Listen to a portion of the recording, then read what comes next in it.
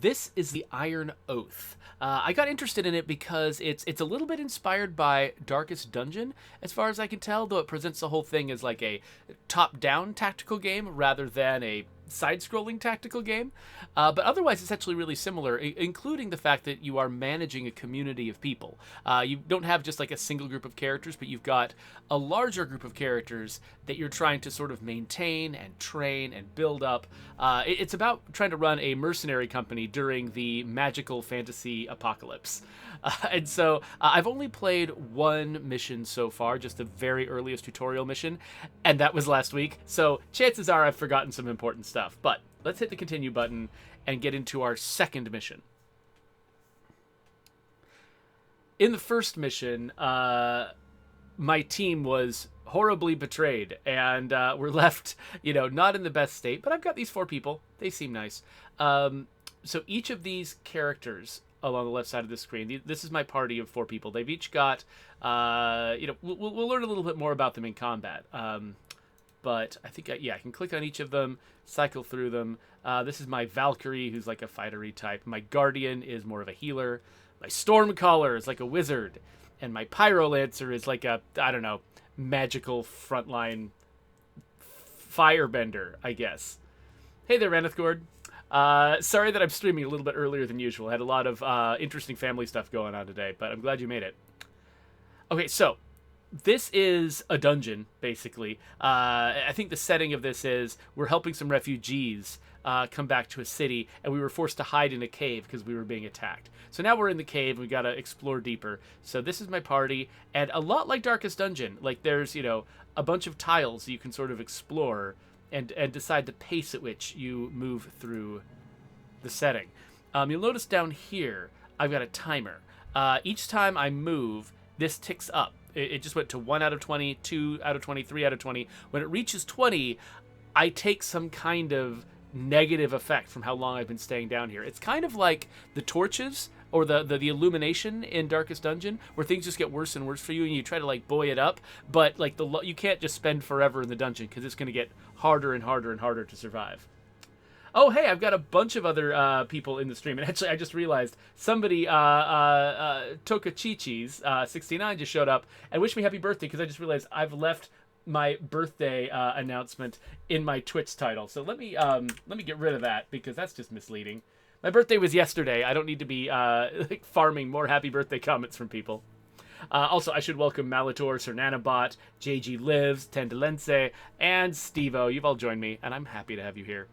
All right, so we'll keep progressing. You see the time is going up. So far, uneventful. Oh, wait, no, we've got combat. Okay, so here are my folks. And I can kind of decide where I want to stash them early on. So I think I want my Valkyrie and my Pyrolancer to be on the front line. My Stormcaller should probably be somewhere fairly safe from other people. And my Guardian should be centrally placed so that she can back people up. You'll notice that I just recently played King Arthur Knight's Tale, which is a grid-based tactical game. Very similar in a lot of ways. This one is hex-based, which is, subtle geometric difference, but it matters. Okay, so I get to run through my... Okay, so yeah, that's right. So I'm reminding myself how this works. So in King Arthur Knight's Tale, I get to you take turns by team. So I move my entire team, then they move their entire team. XCOM works that way too. This game actually has a turn order determined by some form of initiative, and so I don't get to decide what order my people move in. So nobody's hurt yet. So I'm So my Guardian, I think I'm just going to step her forward and have her attack this flare, I guess. I could do that, or I could, if I think, for instance, that Yurik here, Yurik's not going to move for a while. Both of my frontline fighters are actually not going to go for a while. We're going to take a bunch of hits. So I wonder if actually what I want to do is safeguard. So because I don't expect my Guardian to be able to actually kill an enemy in the time that we've got, I'm going to cast my safeguard spell on Yurik here. Now, you'll notice that Rosalind didn't actually cast a spell. She's channeling right now. And so Rosalind is actually going to spend the next several turns trying to cast a spell. Meanwhile, Herald, the Null Beast Disruptor, and the Spectral Weeper are all going to act, and then Rosalind's spell is going to cast. So she has this pretty powerful protection spell, except the person has to stay vulnerable for a few turns before it actually lands. So my Storm Color here, let me try to remember what they can do. Ah, yes. Okay, so I've got Arc Lightning, which will hit one target and its adjacent targets. And it's got a range of 3. So ideally I would hit this person with it, which means I would need to move up here. So let's do that. And then we will cast Arc Lightning on the middle person, which means it hits everyone. That always feels good.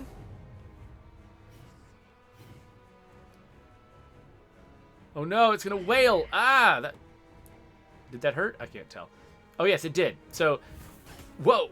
The health of my character shows up as red, filling up their portrait. So you can see that I have taken some damage here. So now I've got my Valkyrie. I forgot what my Valkyrie can do. Sweeping Spear. Oh, okay. Hitting things in an arc. That's good. Champion's Order. Grants a target extra power. Let's do sweeping in an arc. Let's hit these two. Yes! Okay, one is killed. I don't know what these little blobs on the ground are, but they seem bad. So I'm going to move my guy over here, I guess. And just do a normal attack. I've got return... Oh, yeah, that's right. I can make fire traps. I can deal damage to 2 targets in a row that are in front of me. Or I can burn somebody, I think from... it's got to be right next to me. So... It does give me a preview. So it looks like my normal attack is enough to take this person down. So I'll just do that. I don't trust this thing at my feet, so I'm going to come over here. I'm pretty sure that there are flanking bonuses you get from attacking from both sides. And then, oh, hello. So if I just do a regular attack on this guy... Oh, crap, I forgot. This game also has attacks of opportunity. Whoops. Okay, so actually, you know what? I think I'm just protecting this dude. So let's guard. And, okay. Interesting. So I don't know what these little holes in the ground are. They apparently seem to come from this guy, so... Now, I don't know if I can... Yeah, no, I can't do anything with this guy, so he's going to wait. And I think... Okay, good. I didn't get an attack of opportunity there. Yes, so I got a Null Beast Tooth. I got some Demon's Blood. And a bandage. Okay, so I believe that I can actually use bandages from out here. So like this character, for instance. I can apply a bandage, which doesn't heal that much, but it does something. Bandages will also like stabilize injuries, dispel bleed, that sort of thing. Because time passes down here, I'm pretty sure that you can get some kind of ailment from a fight that continues and continues to afflict you even as you're out here. Okay, so I don't know which way to go. So one thing I can do is scout. If I right-click instead of left-clicking, it'll look ahead and tell me things, but it costs me some time. Okay, that has actually told me nothing, so let's just pick a direction.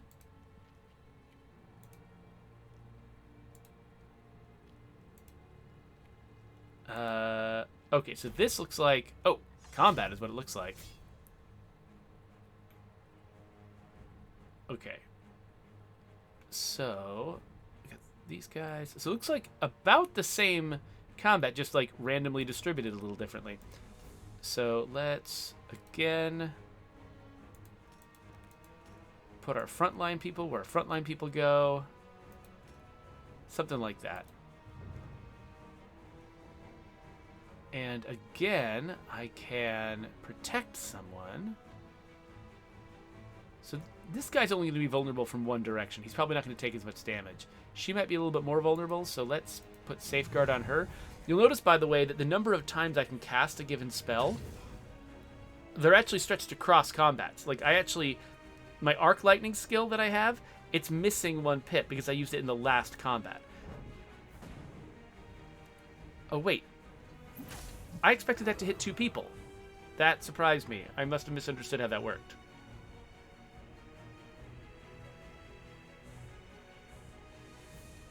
Okay, so I can hit 2 people at once, but I don't think that's going to give me very much. So let's just attack this guy.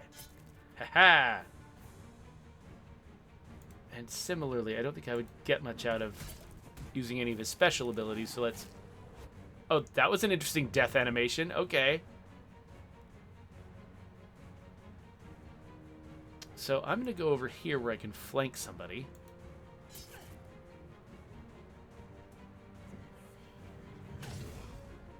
My Valkyrie. Okay, Valkyrie's in trouble, actually. I should be healing.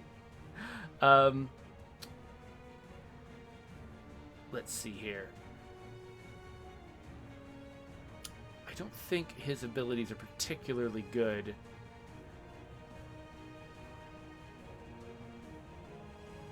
I think, yeah. I'll just put him here. Yeah, take her out. Having less enemies is always helpful. Hey, you can teleport? Nope, don't. Oh no, oh no, she's in huge trouble. Okay. We're gonna get her out of here. Let's put her... Oh, oh no, I didn't know that was a thing. Of course I did. Yes, attacks of opportunity. I gotta get back in my D&D brain to remember how this stuff works. Okay, so let's just make somebody else more powerful. Oh, I guess it can only be an adjacent person? Okay, I guess it'll be you then. Oh no, when a character's health drops to 0 in combat, they'll enter bleed out state. Their health value will be replaced by a bleed out pool. The pool is persistent throughout the next course of the dungeon. Their bleed out pool will drop by 1 on their turn, and from attacks suffered. Permanent death will occur if the pool is depleted. Oh no. To recover a character from bleed out, you can heal them with provisions like a bandage, or use a healing ability, or have an ally pick them up. Okay, so my plan is for her to pick that person up. Another thing I can do is switch places if I need to. So if I've got somebody blocking me, I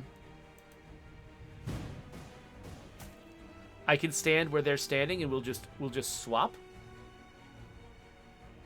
Okay, so we've got injury. Okay, so let's real quick. Let's use our healing ability. Bring her back up, and debuffs cleared. Hopefully she's good. But she's got, what is this? An arm injury, a bruised shoulder. Okay, so apparently so injuries can get worse if you don't bandage them. That's interesting. All right. Well, anyway, you know, this guy hasn't taken any damage. Oh, he's only taken a little bit of damage. I'm just going to run him over and hit this person, because why not? Oh, that's why not. Okay. Well, she's nowhere nearly as damaged as she was before. And we got some demon's blood and some weak ale. Sweet. All right, so now I got to hit my provisions button here and use a bandage on her. Okay, so... Oh, interesting. The icon even changed to a bandaged, damaged shoulder. Nice. What? We lost a bandage? We misplaced them? It doesn't look like we did. I thought I had 2. And I used 1. Well, that's odd. Huh. Interesting. I'm just catching up with the chat real quick. Okay, so Tokachichis, who I responded to before, says that I can call them Richard. That might be a little bit easier to say. Oh yeah, well I'm glad that you're able to show up today. So Tokachichis, or Richard, normally watched me on YouTube before, and now that I no longer broadcast live on YouTube, they have a harder time reaching me. But I'm glad that you're here today. Okay, so actually, you know what? I should go back because I'm curious how easily I can get past this blockage. The path forward is impeded by a wall of dirt, bones, and stone rubble from the crypt's crumbling foundation.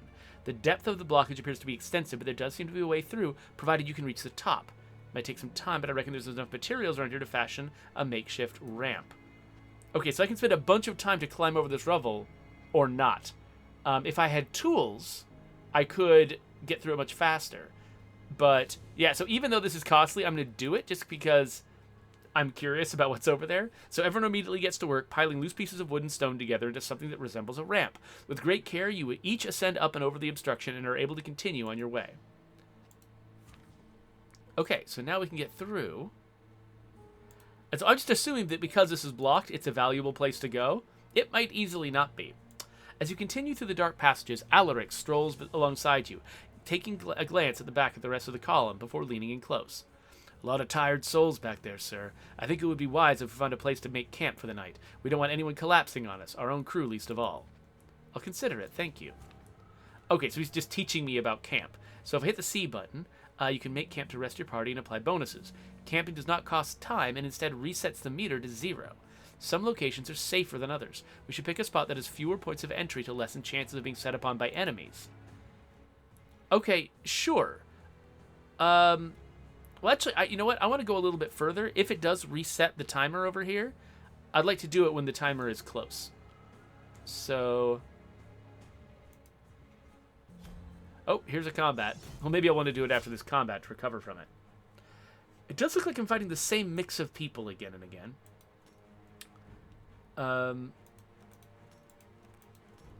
Alright, here we go. Start combat like this. Oh, it just occurred to me, actually. Oh, never mind. Okay, so let's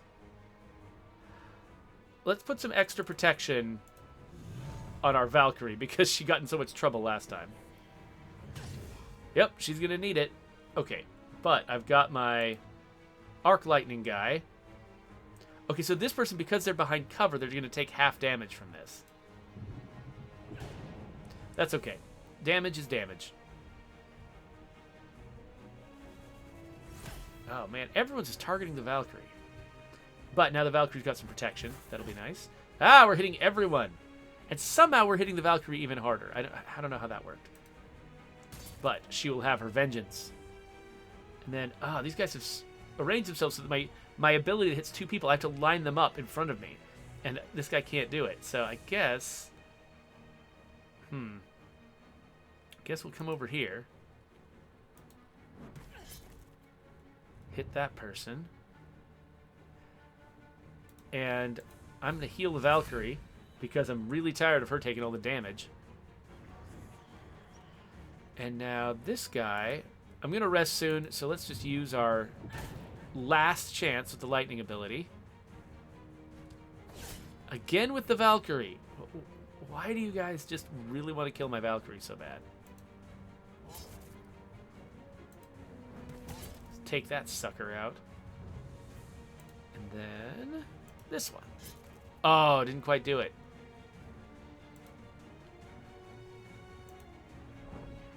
There we go.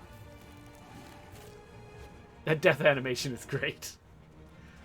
Alright, so we got some standard loot, including a healing potion. That would be nice. Actually, I could use... so Herald here has taken some damage that maybe I should heal. That's 200 health, though. He hasn't lost that much. It's over 100, but I'm just nervous about wasting stuff, so I think I'm not going to. Okay, this just keeps multiplying in size. Let's go back this way. Ooh, you notice a stone block on the ground that doesn't match the surroundings. It looks out of place and doesn't belong. Upon further examination, it seems to be some sort of trap. Okay, let's disable it. Yes. Awesome, we've disabled it. And we're in a nice closed-off area. It should be safest to camp here. So let's camp here. So we were at 19 out of 20 time. Okay, here we go.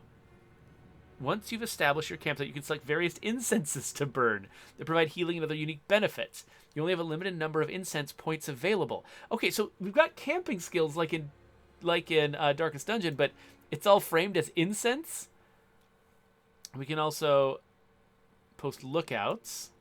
Okay, so what are our options here? Incense points. So modify incense. Okay, so there's mend wounds, which will help with stabilizing injuries and recover HP. There's restore vitality, which will recover more HP. So let's do that. And then I think the rest of this might be fine. Oh, this recover 25 HP for every battle. That sounds even more powerful. And recover morale, which I think is the white bar here. And I'm not sure what happens when you run out of morale. And then...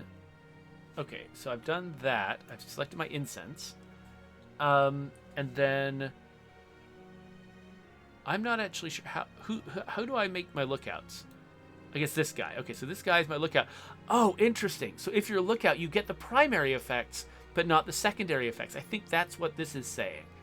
Oh, that's clever. Okay, so nobody is stepping completely aside and missing out on all the effects of camping, but you don't get the bonus stuff if you're the lookout. So I think I only need one lookout because I got one entrance. I don't know if that's actually good logic for this game, but whatever. All right, here we go. So we're camping. Do I just need to hit end camp? Is that it? Okay, yeah, I didn't get to actually see the changes happen, but looks like all my characters are healed. That's nice. I've already completed the combat there. And we're just marching around, marching around. Holy crap, this cave is deep. Ooh, a slightly different group of enemies. Nice. All right, so... my usual configuration here.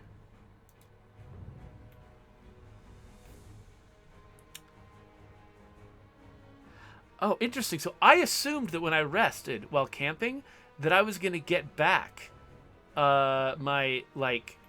pips. Maybe that's an incense that I could have... I didn't actually look at all the incenses. Maybe there's an incense that would have gotten skill uses back, and I just didn't realize it. Well, I guess if she can't protect anyone, might as well get her to do some damage. And then this guy can come up here and do his arc lightning. Didn't quite take someone down, unfortunately, so everybody's going to get to move and attack. And now, actually, I've set my Guardian right here on the front lines, so she's just going to take every hit. That was clever. And she's bleeding now, which is a problem. So... I guess I'll just move her here, because this is where she can... Oh, where she can miss! And unfortunately, I've not left any space for this guy to operate. I think... I mean, I could put him in her place. No, I can't. Because he's in the way. Yeah, I think what I need to do is just put him here so he's ready. And then... I think she should probably switch with him. And maybe heal herself? Nah, she's not quite low enough yet. Because how much does this heal? Oh, 150. Yeah, actually, that might be a good amount. So she's going to heal herself. And now this guy, he doesn't really have any ranged attacks anymore. So it's time to play switcheroo and take a hit.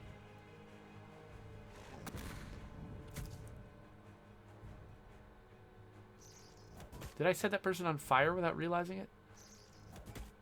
Ah!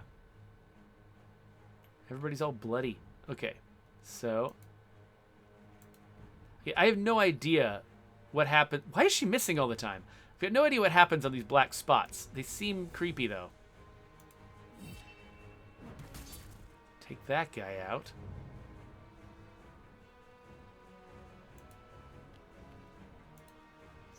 Oh, crap! Well, good. I'm glad she resisted. I keep forgetting about attacks of opportunity. So, down to everybody's conventional attacks. But they're not too bad. One more hit from this idiot. Ah! There we go. Oh, yeah, Master Rawl, welcome to the stream. Looks like Ranethcord has already showed you where to report bugs on State of Decay 2, so I'll let you do that. Okay, oh, so Harold, my Stormcaller has leveled up. Now, I actually have a more powerful leveled up Stormcaller already. But so I was deliberately bringing my less experienced one here to level him up. So now it's happened. So he's got a couple of key stats that increase his power. So let's go with Insight just because. And then I've got 2 ability points that I can spend to level up my abilities here. So I've got this. So my Arc Lightning one is the one I'm using a lot. So I can make its range go up. I can make its damage go up. 1 additional charge. I kind of like both, actually. Let's just go range and potency. Confirm. Oh, it looks like... Oh, Rosalind has also leveled up. So increasing defense and morale seems like a good move here. And I wonder if I can get her another use of Dawn. I know what Radiant stacks are, but we can make people faster. That seems good. So yeah, let's level up her healing ability to buff people. And Heroine.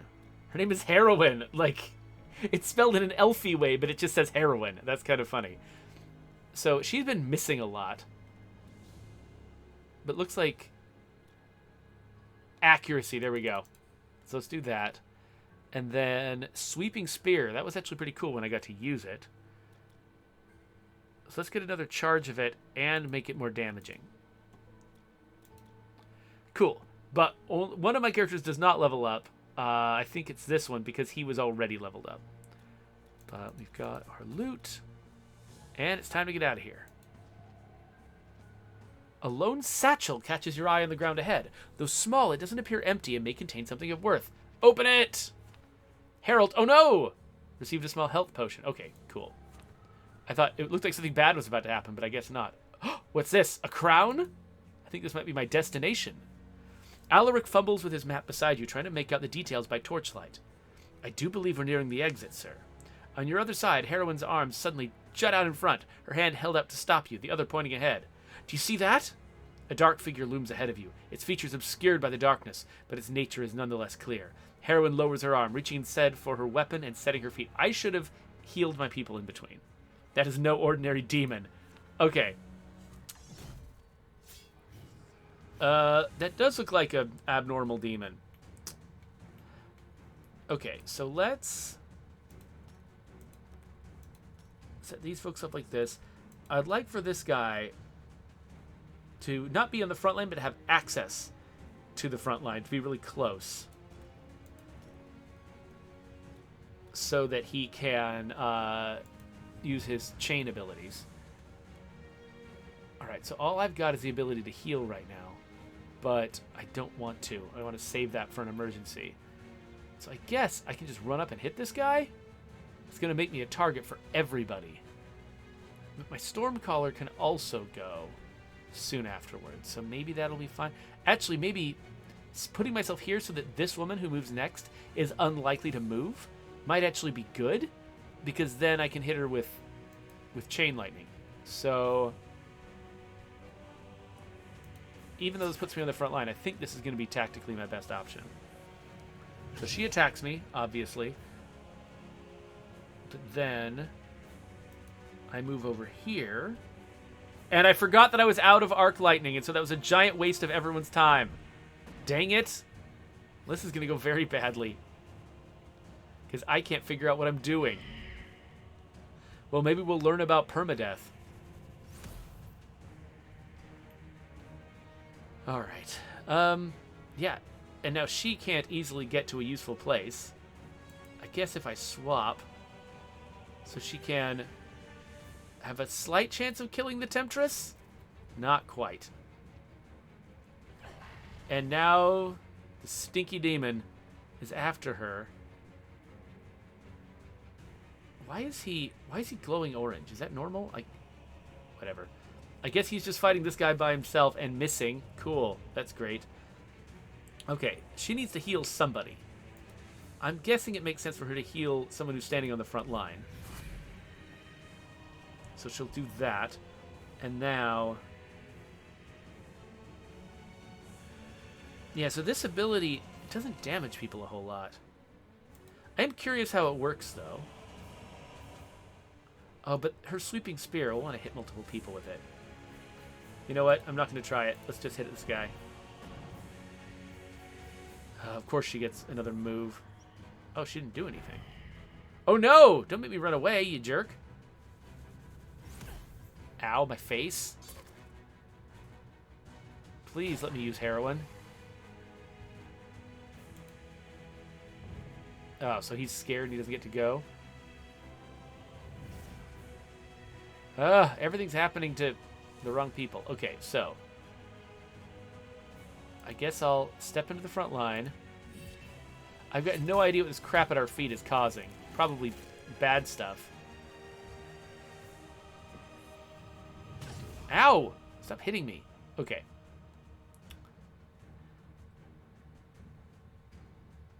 So, okay, I do want to try this cyclone ability. Oh, crap. Of course, attacks of opportunity. So wait, I can't go through these people? Oh, dang it. Okay, fine. I guess I'll just hit the Shoggoth or whatever this thing is. Oh, that's what I needed. More ghost. Okay, are we finally going to get to use our sweeping spear? Nice. Oh no! Something bad's about to happen.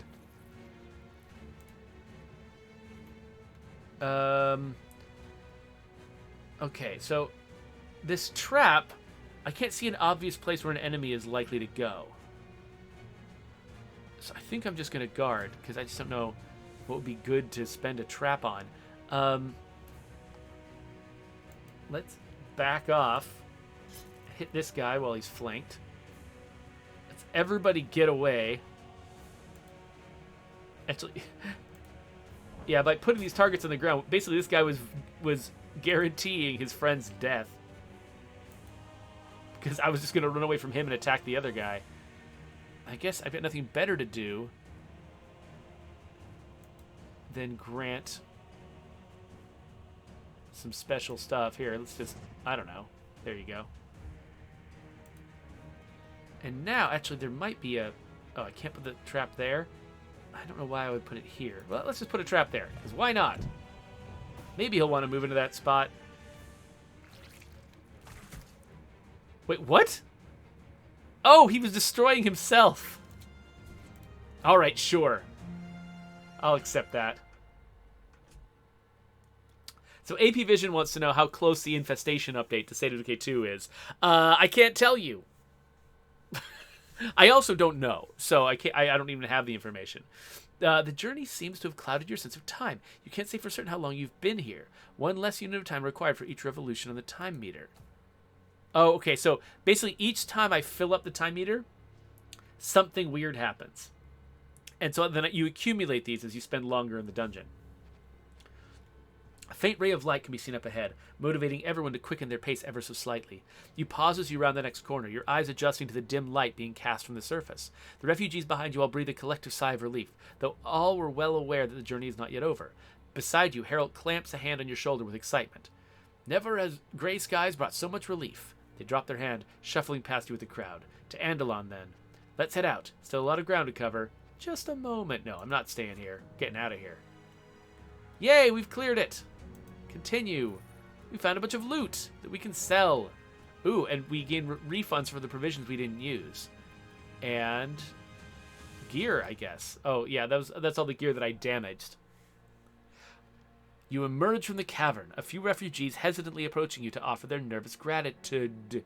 You give them a faint smile before shifting your focus to the outstretched plains before you, glancing sideways at Alaric, who's doing the same. We've done well, sir, against all odds. Andalon is still a few days out, but I suspect the worst is behind us. He claps an arm around your shoulders as you begin to walk forward. Let's collect that reward then, shall we? Continue. Okay, so this is the overworld map. You know, it's got little cities and things, places where you can work, because this game is not just about the dungeon crawling. This game is also about going around and, taking jobs with your mercenary company, building up your people and your resources. So, yeah, let's go to Andalon, where we were asked... the people who hired me to go get these refugees were from Andalon.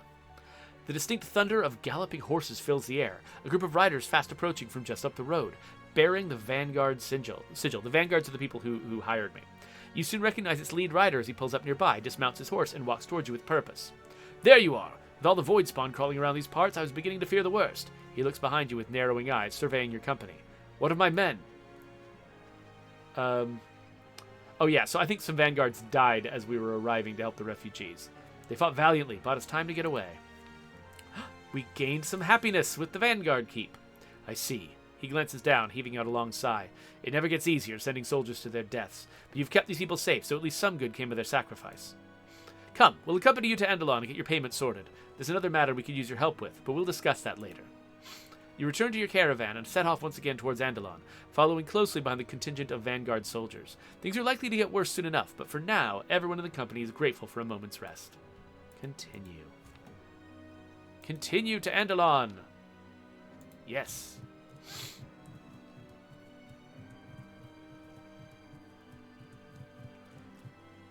Alright, so let's enter the city and do stuff. So, I think let's go to the inn and let's rest. Okay, so if I rest for one day, we'll recover some fatigue. That seems worthwhile. And then I can also recruit people if I want to, if I've got the money. I've got $435, which isn't a ton. And yeah, my funds are running low. Okay, you need at least 530 to cover the cost of paying your company contracts at the end of the year. So let's not go below 530. Let's not recruit anybody new. So I have traveled to Andalon. I kind of oh, here we go. This is my mission. Okay, so that little banner represents my mission. So, ducking your head through a guarded doorway, you step forward to find the officer leaning over a table, his eyes carefully scanning the map in front of him. He takes notice of your arrival, raising his hand to signify he'll be with you in a moment. He turns to a nearby soldier, issuing some orders you can't quite overhear, and presses some papers into his hands. The soldier nods and salutes in return, and makes to leave, striding past you on the way out.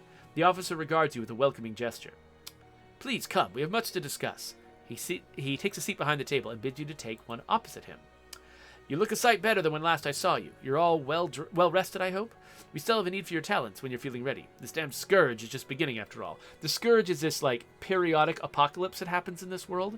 And you know, people expect it, but you never quite know if it's going to be, like, how bad it's going to be. And so this is looking like it might be a bad one and people are getting freaked out. He turns and signals to an assistant who places a chest of coins down on the table with a rattle. Thank you. That's what I was hoping I was going to get. But first, here's a matter of your payment. He places a hand on the chest. You've done a great deed for us. Many have you to thank for their lives. What was it we'd agreed on then? $550? Sure. Very good. He slides the chest over to your side of the table. To the next matter at hand, then, he gestured towards the table map, topped with finely crafted wood pieces representing both friendly and unfriendly forces. By the way, this is a normal amount of dialogue for this game. This is actually like something that I've struggled with a little bit because I tend to be a very impatient reader when I'm playing video games. I struggle to get through the sheer amount of dialogue that they use to explain what's going on and to dramatize every event in this game. We were recently made aware of a nearby void breach, and the party I dispatched in response has yet to report back. Our forces are already stretched thin, trying to stifle the void spawn presence in the area. So I was wondering if we might employ your services once again, assuming you're ready. We're here to help. What do you need? I had hoped as much. Reports indicated that the void breach is located here. He points at the map. Thankfully, it's underground and somewhat secluded, but until it can be closed, it remains a danger nonetheless. The Scourge has thrown more than enough demons and wraiths our way already. He motions again to his assistant, who approaches the table and carefully hands him a pouch, the contents of which you cannot ascertain. A little gift, courtesy of our allies within the circle. Once you've located... I don't know what the circle is. Once you've located the breach, toss this in and it should destabilize. The magic in here is beyond my understanding, but I've been assured it will do the job. Oh, hey there, Utini de Killer Jawa. Thanks for joining my chat. He hands over the pouch with a delicate, if not slightly nervous, touch. The contents are highly volatile, so take great care in handling it. As for other dangers, the disappearance of my men suggests that this place will be crawling with void spawn, especially as you near the breach itself. I know we're asking a lot of you, but our backs are up against it here. Rest assured you'll be well paid if you can manage to pull it off. My ability to read is slowly declining as we go. Yep, accept the contract. Glad to hear it. He finalizes the arrangement. One last thing. I know you're short on numbers. It may serve you to visit the inn before departing. That's what I was going to do. There's always one or two capable-looking folk just sitting around waiting for a fight. Said I'd mention it. Thanks. Okay, so I get rewarded with both renown and reputation, whatever those are.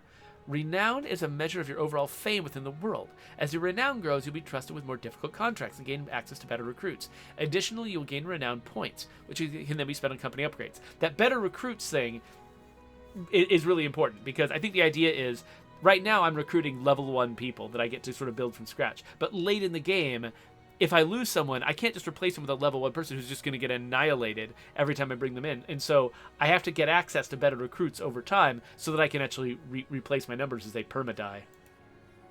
Your reputation measures your relationship with each noble house and city within the world. Okay, so renown is worldwide, reputation is local. When you complete a contract or make certain choices, your reputation will change accordingly. Having high reputation can lead to lower prices on services and wares, and unlock additional contract types. Okay, yeah.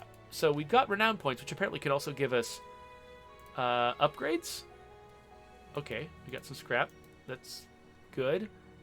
Okay, I really did want to spend my renown points, so looks like I got 2 messages at once. So I don't know how to upgrade. I don't know how to get back to that screen where I could have upgraded my company. Reputation. Oh, so by the way, this is an early access game, so there's oh, here we go, company upgrades.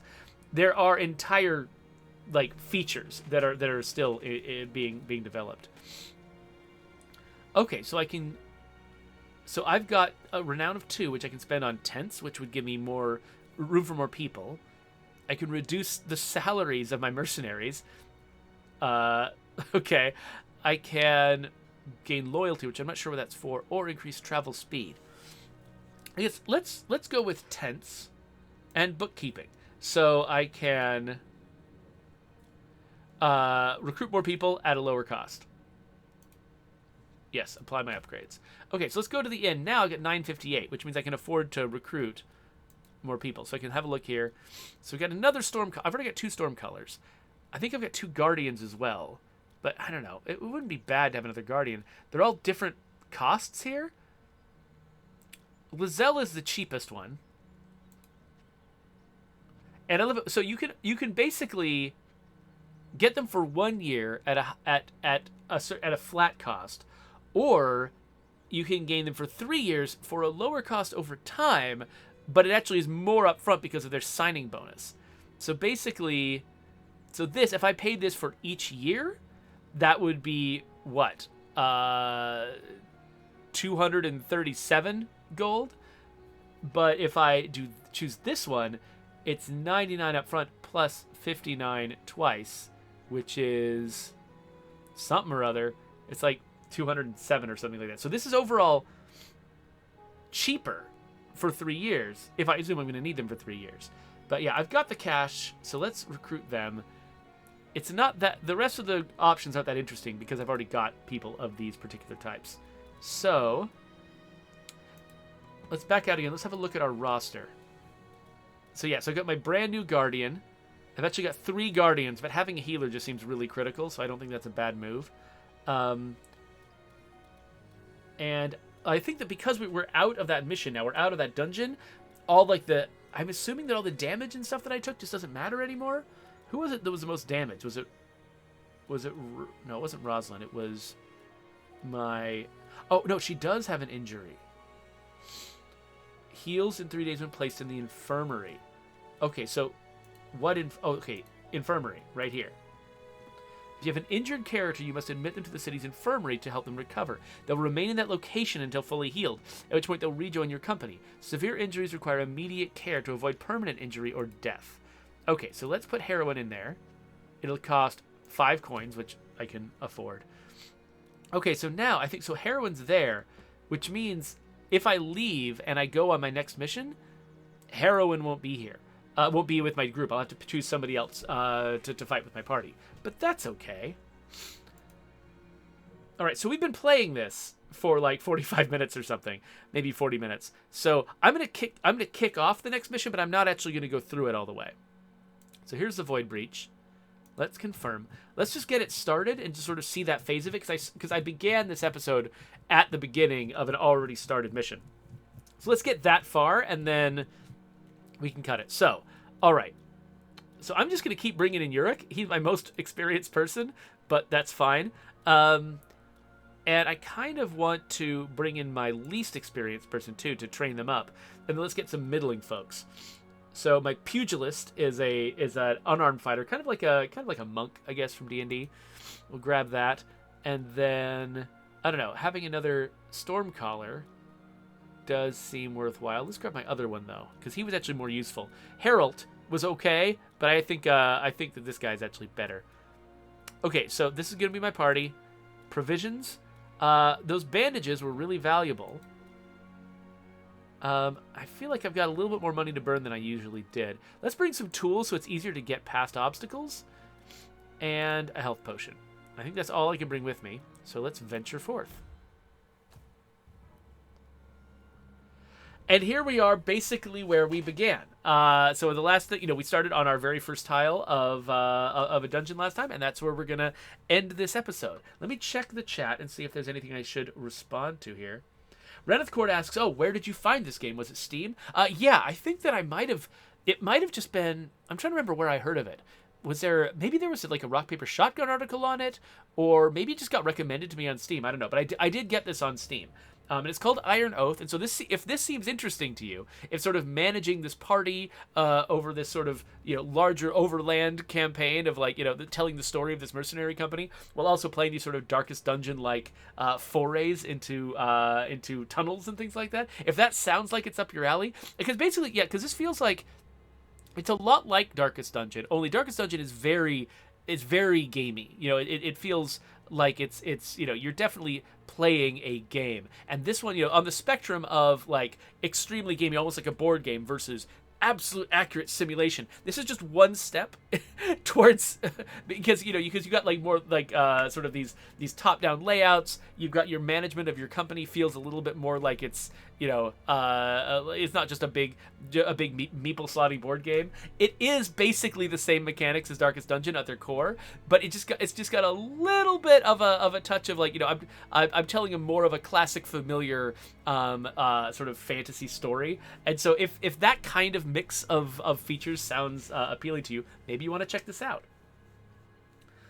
Comspot wants to know if I'm on the State of Decay official Discord server by any chance. I mean, I technically am a member of it, but I don't spend a lot of time on Discord, so I don't notice Discord stuff very often.